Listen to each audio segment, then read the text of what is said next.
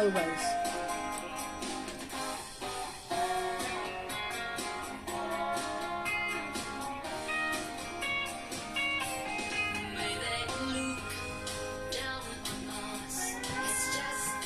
Ang ganda ng sound ko ganyan, worship song.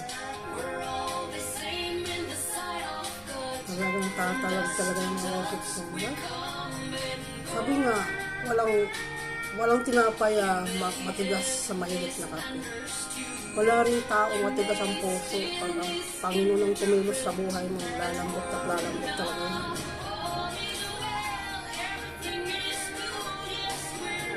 Di bali ako talagang sadyang malambot ang puso ko. Yakin ako eh.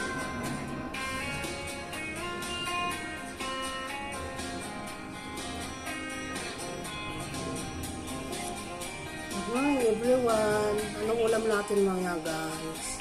Ako kanina pa ako nagluto kapag isang tinulang manok.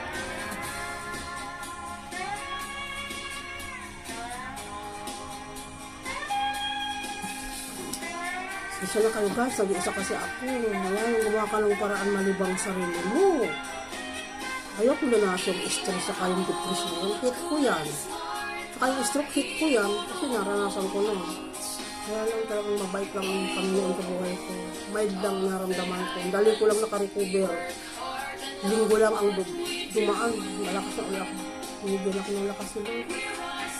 Kaya gano'n na lang ang pag-ano ko sa Panginoon kasi lalo pat nag-iisa ako dito. Siya lang inaasahan ko talaga. Anak ko malayo. Pero ang Panginoon kahit saan ako nakakarating walang limit ang pangyarihan. Lahat ng tao na alam niya, nababatid niya nangyayari sa bawat tao. Alam niya yun.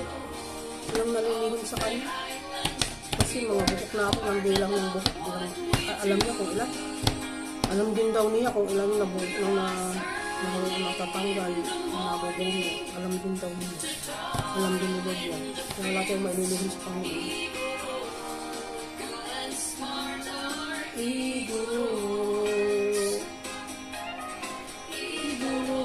Kami pati mga igorot. Paglandarin lang niya ang igorot. Pero mahal ang Lord yan.